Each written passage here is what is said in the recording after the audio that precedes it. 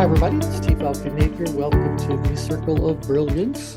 Today we're going to continue our discussion. This is part of the whole comprehensive adjective mapping process that we started talking about, but you could also just refer to this section as the merging of brilliance, because this is what we've been looking at is this document that I put together long ago. It was one of the front sections for the book MasterStream that I wrote, which was a sales training program. So you might see some references in the descriptions as you read them that fit into that category. But, you know, obviously we know we generalize all this to everything everyone does.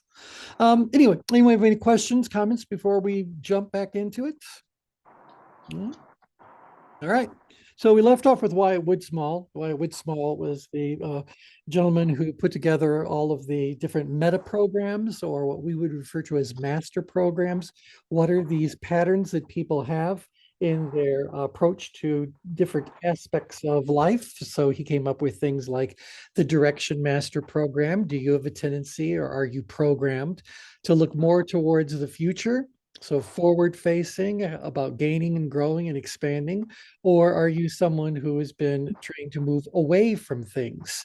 So you've learned to avoid, to eliminate, to prevent, to overcome, that sort of thing. So are you moving forward, or are you wait, that's not what I want to say. Are you operating by facing forward or facing backwards? So that's one of the 36 programs he actually identified. So anytime you guys want, we can go through a lot of these. Some of the other patterns are. All right, Brian, you got something crazy happen there. I'm going to mute you. You feel free to unmute anytime you'd like to share. All right, so now the next model I wanted to bring up, I think you guys will find this one very interesting. This is Hancock and Warm. And so this is in the late 80s. They took the Yerkes-Dodson model and they expanded upon it. I really should just read what's written here. So they developed the extended U theory, which offers a more sophisticated explanation of human adaptability and instability. It integrates all forms of activity, physical, emotional, and intellectual, and explores how the level of stress in their model creates a range of psychological and physiological adaptation zones, leading to chaos, adaptability, stability, and immutability. And so pretty interesting to see how these things would actually overlay. So let's take a look at the one top right here, this little model. So basically, they're contrasting the level of stress that you have. They spoke of it as ranging from hypostress to hyperstress. So obviously there's a area here where we just appreciate that some level of stress has great value. And then on the other axis, the y-axis, it was about your adaptability, physiological adaptability and psychological adaptability. And so basically they were saying, depending on what level of stress you're experiencing, this is how it's going to affect your adaptability. And so people who do programs about resilience, things like that, this is very much something that would be illustrating the points they're probably trying to make. Bottom line, like so many other models we've already looked at, they believe that when we have a moderate level of stress or a moderate level of whatever other X vector we've been looking at the other models, you're going to end up being the best you can be. So the words are different, but that's it. So you're in the middle, you got moderate level of stress, you're going to be very good at your adaptability. I do wonder why it doesn't go all the way up to maximal. I don't know why so many of the models we've been looking at only say that humans seem to achieve, what would that be? Maybe 80% adaptability, but never any better. There's no set of circumstances under which I would be at maximal adaptability. So I don't know if that's a specific point they're making, or if it's simply the way they put the diagram together. They wanted something that would generally communicate the point they're trying to make and not worry about the extremes and the accuracy of those extremes. So anyway, but in the middle, that's where you're going to be comfortable. And then they want to know about adaptability. And so they said, when while our comfort zone is rather narrow, we can look a little bit further towards hypostress or hyperstress, in our lingo, more upgrid or downgrid. And people are still very good at psychological adaptation. But they're not comfortable anymore. So psychologically, they can figure out what's going on. Let's put them up here. We would probably suggest this is power stress, and down here is probably power apathy. Um, and then even when tension gets lower or higher, stress gets lower or higher, we can still be in a physiological adaptability zone. Now, if you take their diagram literally, they're saying that at all times, at all levels of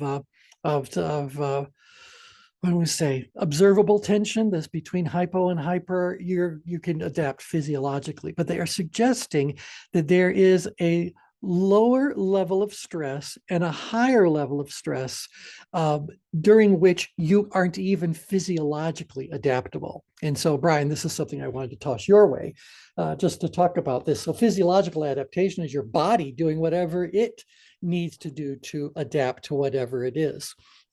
So does this make sense to your your learning? And do you think there is a level that's too low or a level that is too high that even renders psychological or physiological adaptation unlikely to happen?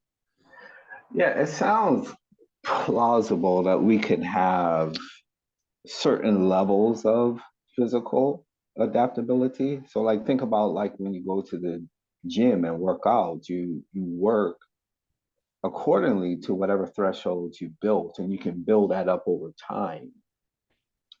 And when you supersede that like too fast, then you create the onset of injury and those kinds of things. So it's still managing energy nonetheless. Right. So it sounds plausible that that's um,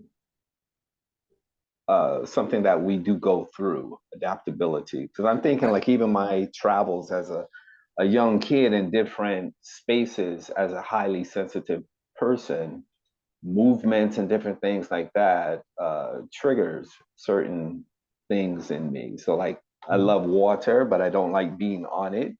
Mm-hmm. It causes a lot of Yeah. illness for me Yeah. and dizziness. And I tried diving one time and went down, and I can go down safely at certain levels, but like trying to go down deep in a cave, it like Well, just caused all different kinds of things for me. well, yeah, I would say that that's a very healthy response that someone should have when they are underwater and going into a cave. Yeah, So, and see, so the body has all these things. So like think right. about like when you're in uh, uh, freezing situation, like people will see like the tremoring as Yeah. something bad, but that's just the body triggering itself to warm up. But Right. And again, so so, everyone has different thresholds for even that, because if you're born in yep, cold temperatures, you'll you're be more resistant more to it. Right. right. Right. Right. Right. Yep. Yep. Yep. Daniel, you unmuted. What would you like to share?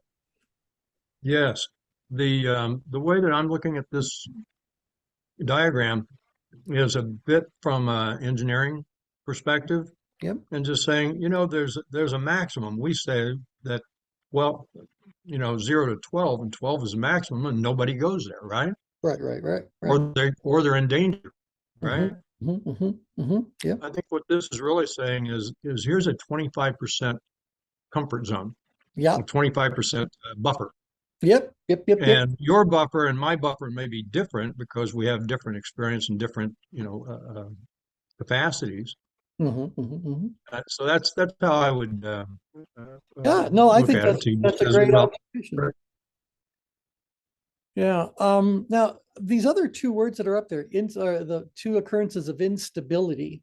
I think that's what made my little question mark go up for me. It's like, well, am I becoming unstable or am I becoming more primal in my response mechanisms? If I'm in a situation where the level of productive tension, level of stress, whatever word you want to use, is almost immeasurable or unmeasurable, there's just nothing there. I don't really know that that sounds like I'm unstable as much as I'm just now going to go through my default pattern. Or if my level of stress is so high that I'm way up there in hyper stress, why do I think I'm going to be more governed by whatever my instincts are? So I don't know that that's really as much instability as it is reverting to something more primal. Yeah, I would agree with that. Yeah. Yeah, well, anyway, so I think it's an interesting diagram. I do appreciate the fact that your comfort zone means that you are also in the best psychological adaptability zone and the best physiological adaptability. So I like that there's a lesson that just says the more moderate you live your life, the more successful you're going to be at adapting to whatever it is that happens to be going on. So anyway, I thought, okay, this is interesting. This is very interesting. Well, they put together a almost like a simultaneous diagram, so you know what's really going on. And this is where they're saying, like, from the center, you are either going to move towards adaptation or towards stability. And if you go too far in the direction of the stability, it's going to become immutable. And if you go too far in the adaptation, you're going to end up in chaos. So I thought, now, can I overlay this on the change grid? Long story short, of course we can. So which of the four directions are the adaptable ones? Upgrid, outgrid, downgrid, ingrid? Who's more likely to make changes? Guys should Upgrid. Yeah, upgrade for sure. They're very adaptable. They're more responding to the changes, where if I go outgrid instead, they're more like making the changes and expecting people to adapt to them. So they're more like the proponent of the adaptation. Outgrid. Yeah, so that's more outgrid. Yeah, and then downgrid and ingrid, these people are more about trying to maintain status quo. That's obvious. Bureaucrats. Yeah, could be Bureaucrats. Manufacturing. and it's even Finance. any, Accounting. that's right. Anything. Leadership. It's, yep. Marketing. Yep. Advertising. No, everything. Yeah. We're trying to say there's a right way to do things. And as we start to document those right ways of doing things, we start turning them into processes, procedures, best practices. It gets locked in to ultimately the way life is lived. So that's wanting to move in the direction of stability. And I think that if you go in grid instead of down grid, now the individual or the energy is more focused towards other people. And this would be about trying to keep things calm and center and everyone happy, stabilizing interactions, relationships, etc. But if you're not careful, you can end up creating such rigidity that you can't really do this well. And so I thought, well, am I looking at this little black dot and going like, well, that's inside the green circle? And then if you go the two adaptations, it's between the green and the red circle, but that's where life is being lived, things are being changed, et cetera. And up here we're adapting, and down here we're stabilizing. That would all map very well. But if you go into the danger zones, I could certainly say all that goes back to this thing is called merging of brilliance. thanks. Yeah. So the danger zones, I think, are where you're going to find chaos outgrid, but chaos outgrid and chaos upgrid are very different things. So what's the driving force behind the chaos? If it's upgrid, we know that upgrid changes are the result of external factors imposing themselves on us more often than not, and outgrid changes are more driven through internal factors, so choice and focus and all that good sort of stuff. So either way, that's adaptation going on. If we're not careful, that can end up leading to chaos. Similarly, the in-grid energies and the down-grid energies also serve us well when we're looking at things that benefit from stabilization. And so anything that we could turn into a routine, process, procedure, that's all that analytical downgrid kind of stuff happening. That's really great. And again, the in-grid side is all on the relationship side of things. So we've got everything all covered. The dark side here, though, is that if you are in an in-grid danger zone or a down-grid danger zone, these are where that stabilization has led to something that is not going to change. So locking in, porting, the concrete is now hardened. Yeah. All right. So can you guys kind of feel how this would overlay? So is this thing at the very center there where the black dot is, that is not stability? No, that's in the exact center. That's when no one's moving at all.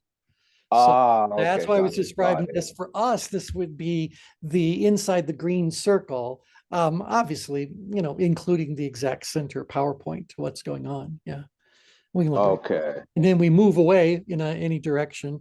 Um, I'll show you another slide in a second, but you guys should know the radial yeah. trees, what they look like. Yeah. Anyway, so this mapped really well. I thought, brilliant. Let's go ahead and merge that into what we already have going on. So, questions, comments? That takes us up to 1989. 1989. All right. The next one after that would be Mihai Csikszentmihalyi, who developed the psychology of flow. And so he does describe things in a rather limited band compared to what we've been talking about during the merging of brilliance. And that is that he talks about this balanced state. So again, if we went back to the Kriegel's model, this is where what they would call the C zone. Or if we're looking at any of the U-shaped models, this is where we've got that nice little balance between these two different contributing factors. And so that's what he describes. He says flow occurs when someone is in a situation where they perceive their ability to be equal to the perceived challenge that the situation at hand is presenting itself. So every situation, every task, every behavior is going to involve our perceived ability to do something versus the challenge. And if we're in a good balance, we're going to be in flow and everything's going to feel quite effortless and time is going to be suspended and all kinds of wonderful positive experiences come along from that. So we can even read what it says here. So Csikszentmihalyi explores a state of happiness he refers to as flow. Flow occurs whenever an individual is focused on a task that they have personally chosen and clearly defined, one that they perceive as both challenging and appropriate for their abilities. Based on over 250,000 surveys conducted around the world, his work thoroughly illustrates the principles presented by many of the researchers highlighted in this introduction. And so it's just more evidence to this idea. We'll even go back one model. It's even this idea that when we're at a moderate level of tension, of stress, of whatever, we end up being the best us we can be. So we're comfortable, we're adaptable, all kinds of good stuff is happening here. So, and where is he at here? He's between the green and the red circles if you were to overlay our layer on this particular one. All right, so get the idea. He's just reinforced. He's simply taken a much deeper dive into something that we've read specific models of all the way back to 1908. Yeah, thoughts about this one? Yeah, I always like that model because to me, I've always thought that the motivation will follow the action itself. But a lot of times, you see in conventional, I guess, goal setting or whatever, people try to get motivated, or they say, when I get motivated, then I can take the action. And I Right. always thought that was kind of backwards. Yeah, take the action and the motivation should follow.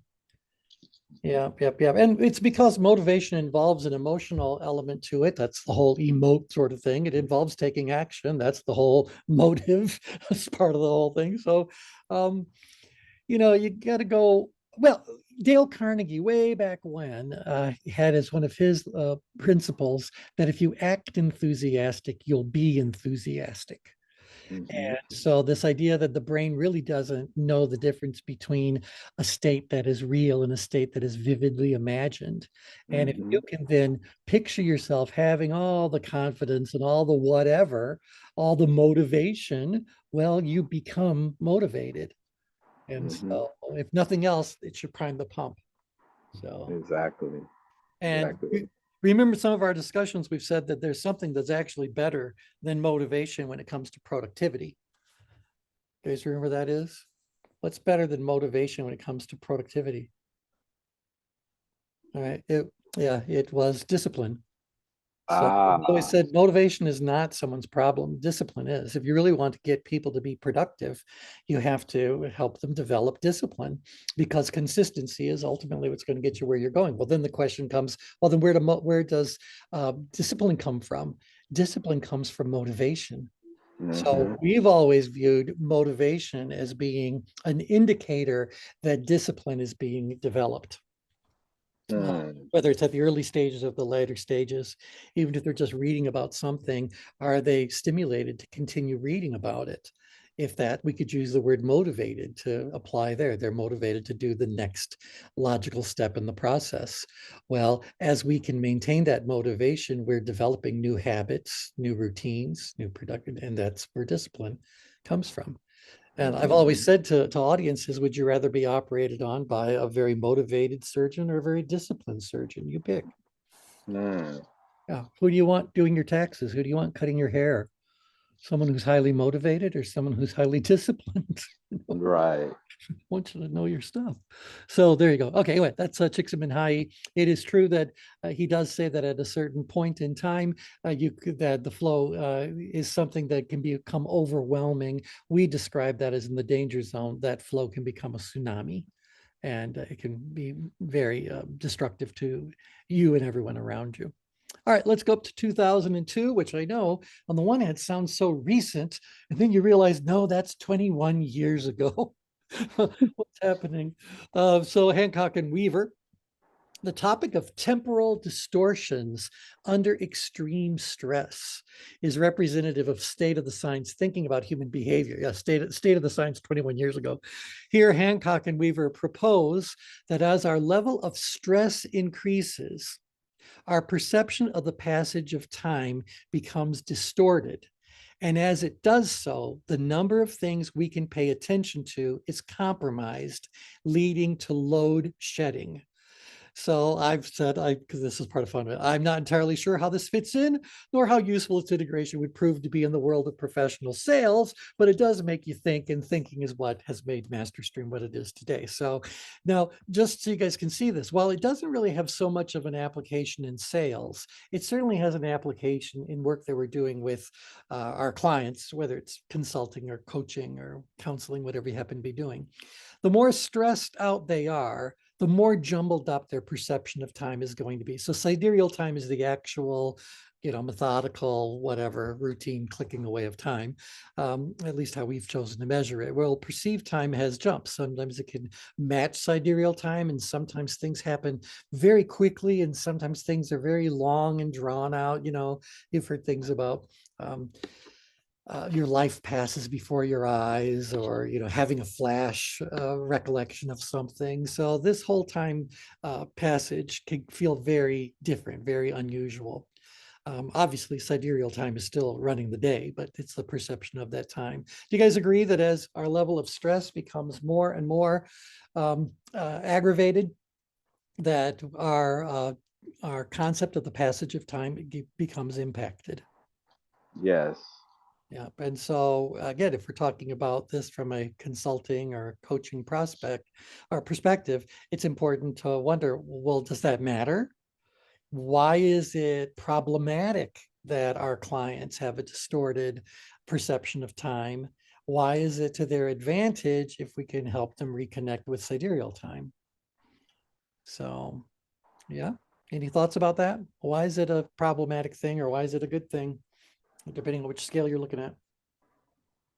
Well, physiologically, that when you create these, your perception is hijacked from a sympathetic response. You're driving a lot of physiological, adrenaline and those things, and you're not going to be able to utilize it in its highest use. It's working against you in that case. And so that creates panic. It creates the onset of a whole lot of other things. And so that thinking to move away from that isn't, Yes. you're not creating the conditions for that to happen. Right, And right, so right. that's where the normalizing, simplifying things, adding and restore, you start to, now you're in that parasympathetic, or you start bringing things down to where you can think reasonably. Maybe I had patients that said this, like when they're, haven't paid attention to inflammation, pain, or something like that, and unfortunately it builds up, and they get some kind of sickness that really commands their attention. They say things like, it seems like time slowed down because I'm still, Yep. so it's kind of like now they have focused time, but it took this injury or this illness to get them to that point. Right. And I think that an interesting sidebar is, does that also affect their experience of whatever it A- is that finally got their attention? Absolutely. So So you how, would think for some, well, that's my thought. It's like, how long does 10 seconds of pain feel like? right, And for right. some people, it feels like an eternity. Well, if it feels like an eternity, that means something is happening inside of their brain that is changing their perception of all this, and it feels like every moment is greatly extended. Obviously, sidereal time is clicking away as usual, but Hmm. there's something. Why would the brain do something like stretch out time when you are in a crisis situation? Why would And it? see, that's the cortisol, when it's produced. And that's why I said cortisol is not the enemy that we hear when we're talking Right, about stress. It's too much all at once because the body's always producing cortisol at sure. different points for different reasons Right. to help the body to function. But when we stay in that state and we use these perceptions again ineffectively, we're creating literally it's called a compound effect because cortisol acts like a hormone. Yeah. And so it starts to impact other areas that are hijacked, like the ACC, so the anterior cingulate cortex, which helps us to reason, and those kinds of things are just overwhelmed. So it's not a good state. And No. think about that book. I think I mentioned it before, Change or Die, Yeah. where the researcher was studying patients who had a triple bypass. And so he called it the three F's, although they had the fear, the force of that, and the facts. I think like 70% still didn't change their behavior that Yep. resulted in the first bypass. Yep. Yep. Yep. Yep. Yep. The ones who did change were emotionally connected to something like I wanted to Right. live long enough to see my A grandson reason. Yep. graduate. Yep. Yep. And Yeah. again, we're going back to tension management. Anyone Hmm. who's had a triple bypass who goes back to the behaviors that led to that situation, obviously their level of productive tension has been relieved to the point that they think they're yet again, if not invincible, able to now revert a little Hmm. bit. So I think that's interesting So because, T, yep, yep, yeah, I just want to toss this in. I'm looking at this from the time that I first saw it and seeing a sales situation yes. where the sales situation is intentionally is piling on stress, Mm, right? yeah, And especially stress related to time. You have to make a decision now to get all the benefits. that's right. That's right. And everything that was just being discussed, sure it all fits in from that physiologically, but Hmm. in a real world experience, the person is being pushed into a corner of time that doesn't exist except in their perception. That's right. That's right. Hmm.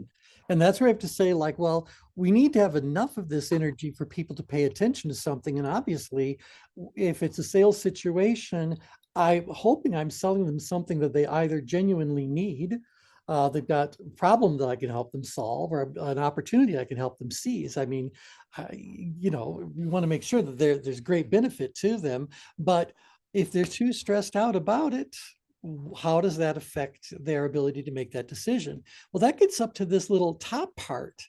And this is the reference to load shedding. Basically, their research showed that as our level of stress goes up, the number of things that we can juggle at a time is Hmm. greatly reduced. So, someone who's in Hmm. a relatively stress free environment may be able to multitask quite effectively. They may be able to juggle five or more. Obviously, these are just visual representation, but they can handle a lot of stuff all at once. Their plate's full and they're okay with that full plate. But as their level of stress goes up, or their perception of time starts to become distorted, they may have to set some things aside because they're saying, like, it's just too much. I can't focus on all Hmm. this right now, And little by little, as your stress goes up, up, up, up, up, and your perception of the time availability and time utilization and all that gets distorted, you go like, I can only do one thing. And woe be unto you if you raise my level of tension any higher, because I won't even be able to do that. Mhm. You know? Yeah. Thoughts about this? See, what you're talking about there, it just to bring it to the fore, I wrecked my car. I had an Alpha Spider, Oh, and I put it into a power slide turn, and the trees in the median blocked the oncoming cars from my view, and I went into the air in slow motion, pushing my partner back down into the seat and making sure everything was fine before we came to a stop. And time didn't move at all. I was right. just like speed, and the flash, like the Yep. flash, Yep. doing Yep. these things in midair. And there was time wasn't a perception. It didn't exist. Didn't exist. Mhm. And see, and I'm convinced that why that's happening, because again, it's all happening in your head. We know this, Mhm. is that your brain understands that that is the best thing that it can do for you at that moment. Because for Mhm. you to be experiencing all of this intensity simultaneously in real time would be far more destructive than Mhm. whatever it is. So again, I'm thinking that if it's something your brain is doing, your brain is not stupid and your brain is not evil. So it's Right. doing something that's smart and to your advantage. And so we might not understand it, but I think that that's why time seems to slow down. Maybe Yeah. it gives us the feeling that we've got more time to do something. If time Right. slows down, Right. we can respond. Um, This one is interesting because we're always being hijacked with this, right? With the clever, I won't even call it clever, but the marketers that try to use different scarcity tactics. yep. And so again, it doesn't allow you to filter. So you get overwhelmed with get it now as digital or all these kinds of things, ads coming at you all this time. And so you just get overwhelmed to where people just impulsively act, and that's not the best state to be in to make an informed decision. Mhm. And so we get overwhelmed the senses, and that's when you get hijacked in that state. So a lot of times there's a difference between, in spiritual terms they call it kairos timing as opposed to chronological time. Yep. Yeah, yeah, yeah, yeah. Well, and again, it's all happening in your head. Hmm. So, whatever led to it, but there you are. And I think it's because there's a benefit to it. And that benefit would just be now, everyone keep in mind that in order for your body to experience something at slow motion, any of you who have ever made a movie, how do you produce a slow motion film? It's not by slowing the camera down. It's by speeding it up and then Speeding letting it it go. up, speeding it up dramatically so that when it's replayed at so-called normal speed, it appears to be in slow motion. So this really, your brain is running faster than ever, Hmm. but it's only showing you what it thinks you can handle or need to focus on, as the case may be. Okay, anyway, interesting point. We continue to discover lots more interesting little models like this. Some of them I just think are stimulating, but some of these I could go like, that would map very much to just the level of tension someone's experiencing. If we, that list of characteristics we have about Hmm. your emotional state and reasoning abilities, well, you could certainly add a column that says passage of time and put distorted up in stress and regular normal sidereal at the bottom. What's going on? Although I wonder, does time, if I'm way down grid, if I'm down in apathy, does time continue to feel like it's clicking by at the regular pace, or is it distorted as well? It's an hour, takes 4 hours to get through. Well, right, exactly. Yeah. Yeah. Yesterday I took a nap. It was a 10-minute nap, but it took me, 90 minutes to do it. Yes, yeah, I like it. There's a good joke in there. Okay, wait, let's roll a little bit. So I said, if you took the time to study each of these models as I have for the past 20 years, oh my gosh, this is so old. I wrote this in 91. So that would take you Wow. back to 71. Yeah. Wow. Okay. You'll find they all make a great deal of sense. And I think things that make sense individually should make even more sense together. So I've devoted my career to integrating all of them into a single model, a strategic framework. And that's what this diagram is. So this is the second merging of brilliance. This would have been, I'm going to say, maybe 1992, 3, somewhere around there, we started to have this next level integrated. And so over here on the far left side, you see that by integrating all these different models into the change grid section of the strategic framework, we now have color bands behind each one of the levels of tension that tells us what our brain's natural thought mode is as we go through there. So at a certain level of tension, we do the best job of acknowledging facts or sharing facts with people. At certain levels of tension, we become focused on obstacles. And that it's a very natural kind of pattern. So that got overlaid. We have all of our radial trends on the change grid, more information that we could use to describe the levels of tension. And then over here, on the master stream section, we just merged all of this now to that old model where we started, the last merging of brilliance. And here we go. We can now say that in addition to our understanding of this flow of tension that we've done up to 1984, this is what we've added to it now, this level of precision. And that's why master stream was referred to as master stream precision sales techniques. So, okay, anyway, that's the merging of brilliance. Don't know what else I included in this document. I don't think anything. A couple blank pages. So about me, no one cares. Okay. So I did chat this over to everyone. Oh, yeah, Shags. Well, there's a line that we use in training master stream sales training, and that's in phase 2 when you're getting into the analyzing phase. So up here, the analyzing phase. Analyzing is all about asking questions. And back in 1984, we would have just said, just ask good questions, open-ended questions, get the information you need. Well, by integrating the hats into this, so De Bono's model, we were able to say, no, ask your questions in a specific order.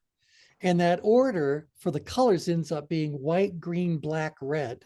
And we have everyone a joke. It says white, green, black, red in that order, or you're dead. Because if you jumble up the order, you're jumbling up the flow of tension.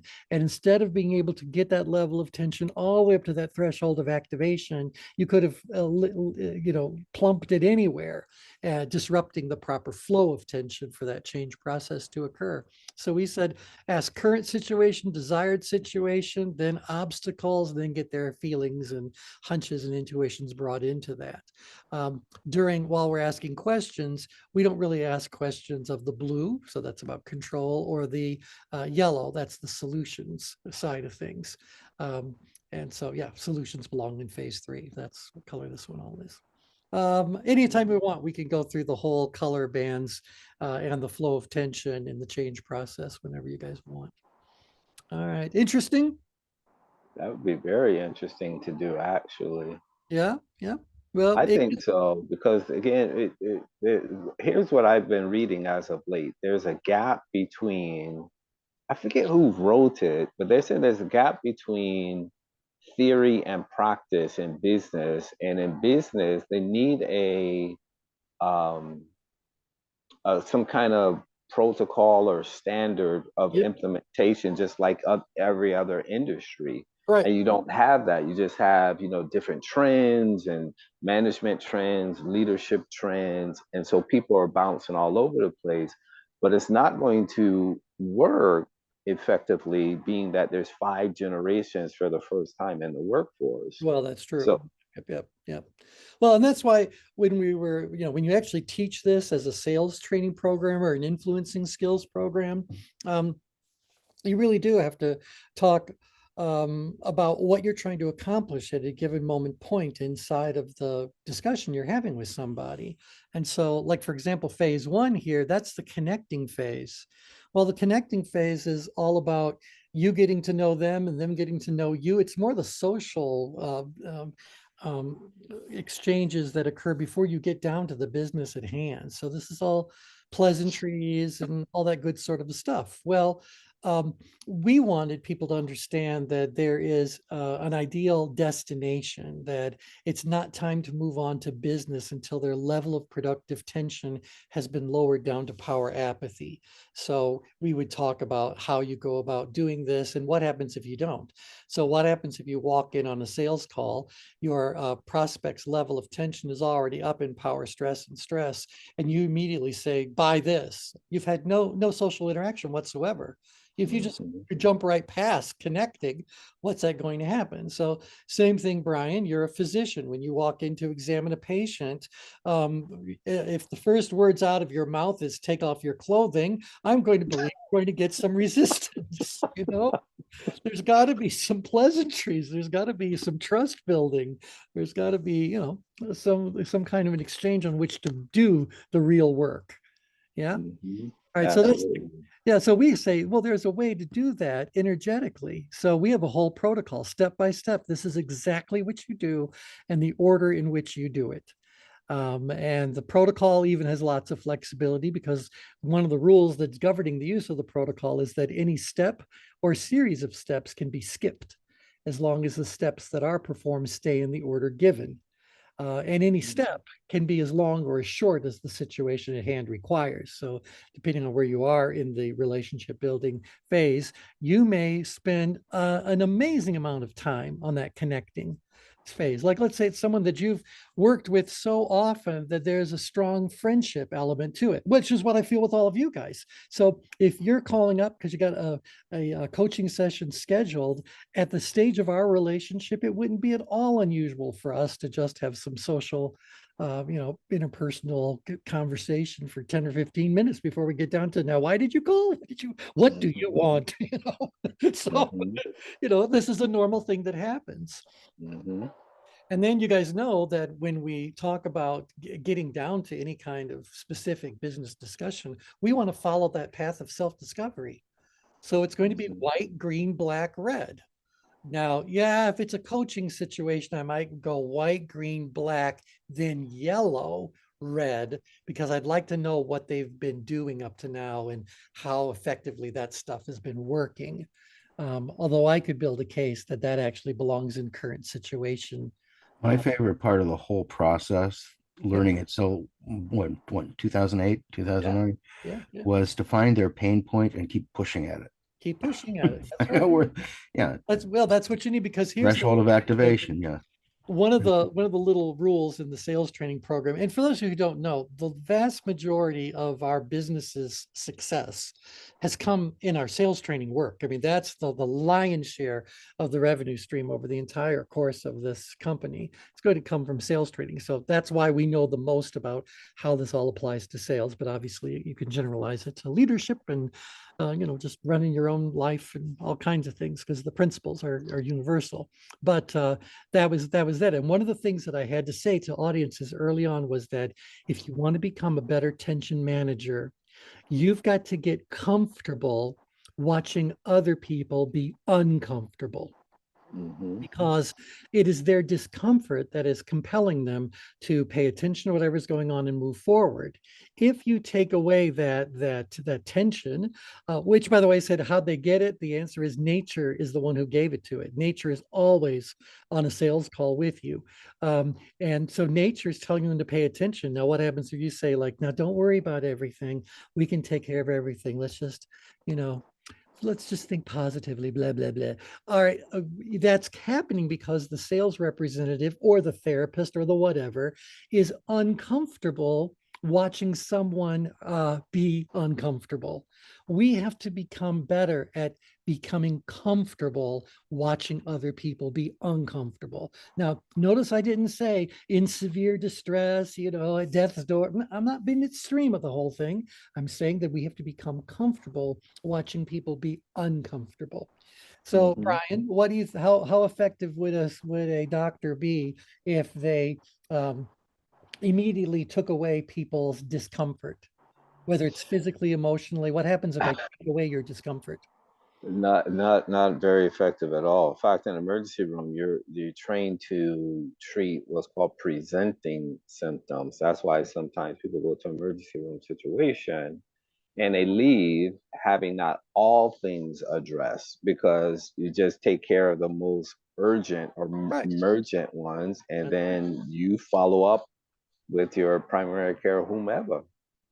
To go to the next thing. And well, it's even that, if you're talking to a patient and you're saying this needs to be your, your medications you're going to be taking, this is how your physical therapy, and they're kind of going like, oh, it sounds so complicated. I don't want to hear a doctor say, well, then you don't have to do it. Right, Like, right, no, you got to be you got to be comfortable watching them be uncomfortable, and you can say, I know this is a real disruption to your life, but this is what must be done if you right. would like to get rid of this problem once and for all.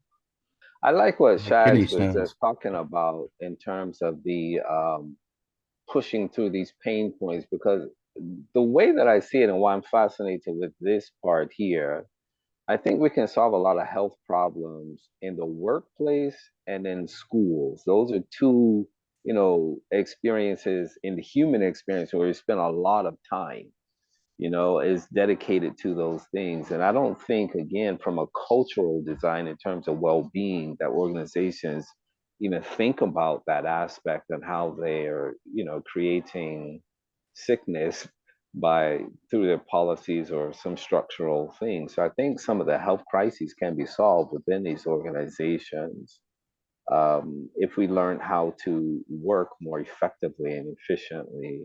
Well, And and go back to Shag's most latest comment here. He says taking a person to just the right level of discomfort and keeping them there through additional inquiry as to independent success until they commit to hiring you. That's what I learned from you This is is what is absolutely the right. likelihood of you moving through these obstacles without outside support or guidance? That's right. And mm, if you could do it, you'd be doing it. So Yep, there's mm, you know your desired situation and you know that's your right. present situation. So what's in the middle?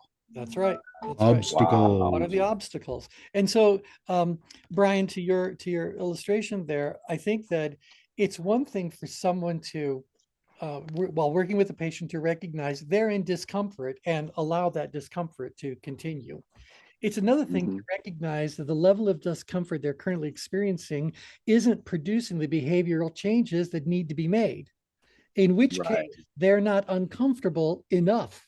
right, right, And so that means in a health situation, you either need to wait until their situation gets more problematic, or, you got to find some other creative way to manage their tension to get them into doing it.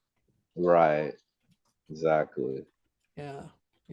I So, mean, P, yeah, yeah, uh, I apologize for the wind noise if you all hear that. That's because I'm driving. And so, but I wanted to quickly kind of jump in and say that this whole conversation is applicable to the work in the DE&I space. hmm Um, and I was thinking about the initial model that I saw you put up that showed the threshold of comfort, oh, yeah, and then in this space, that's one of the things we're trying to get organizations to do, is to the point you just made, get uncomfortable and trying right. to stretch this beyond that level of comfort, Mhm. even into the second model with the circle with the yellow background, Yep. because a lot of organizations rest with stability. They fluctuate somewhere between stability, and then when you're pushing the DE&I narrative, you're moving them, unfortunately, towards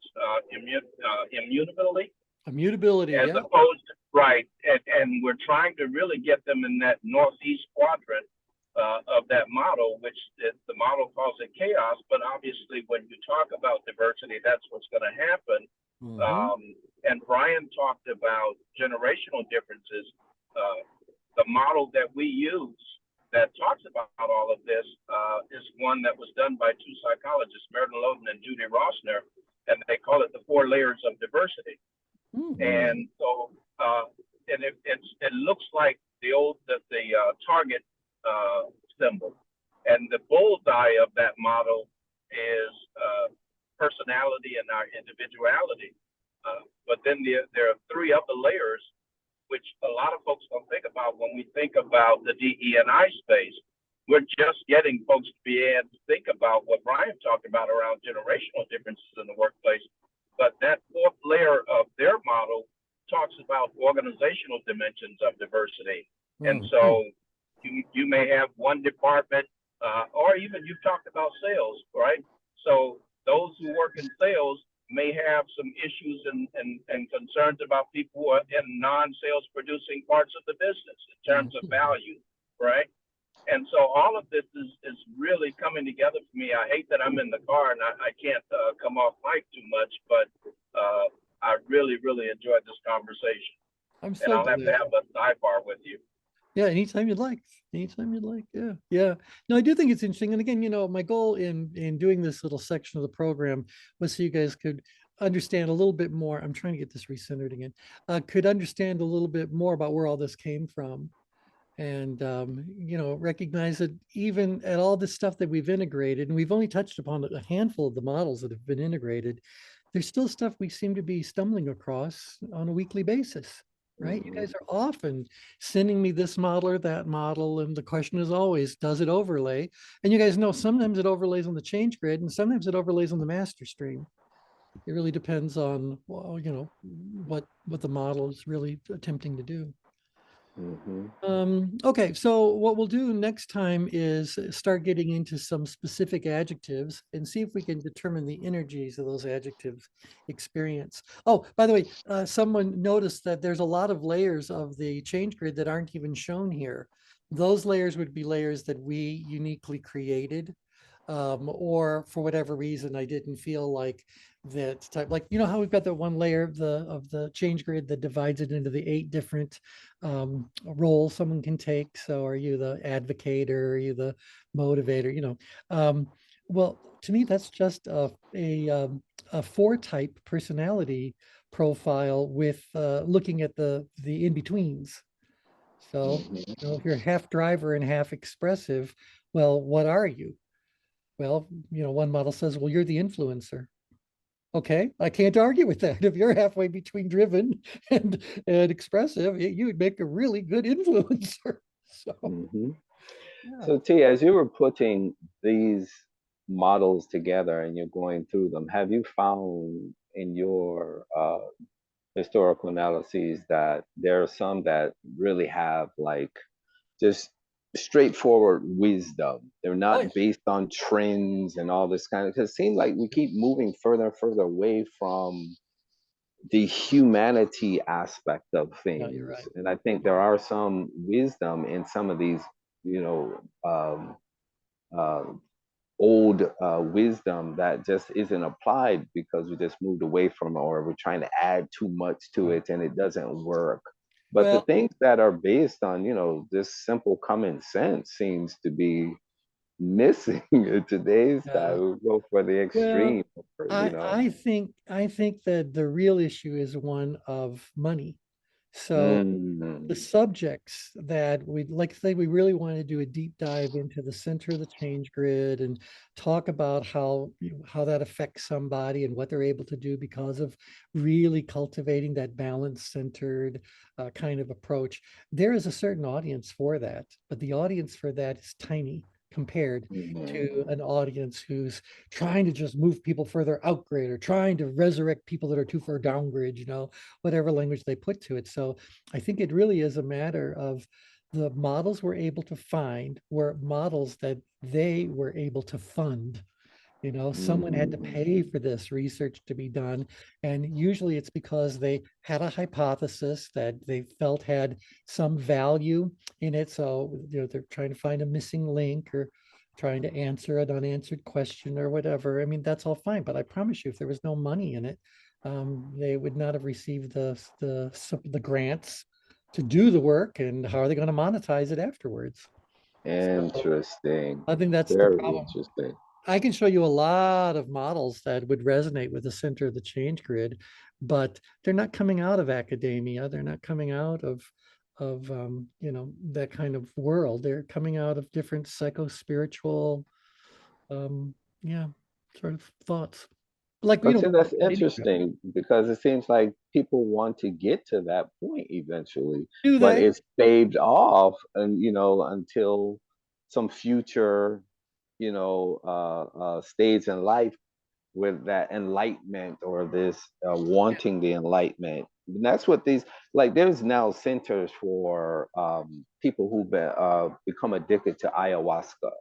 Oh, So they sure. go on the chase for enlightenment and enlightenment because they felt so overwhelmed by the world. And so now all they know is to look for the next ayahuasca event that they go chase around the world. Yeah. Yep. And instead of realizing everything you're experiencing is all inside of your head. Right. Whatever stimulated it, but it's still in your head. So nothing actually mystical has just happened here. So, yeah, these are your, whatever. Okay, anyway, that's what I wanted to cover for now. So we'll get into greater detail on the specific adjective and the process of adjective mapping next time around. So thanks, everybody. Thank Bye. you. Good Thank luck you. today. Thanks, bye. Right.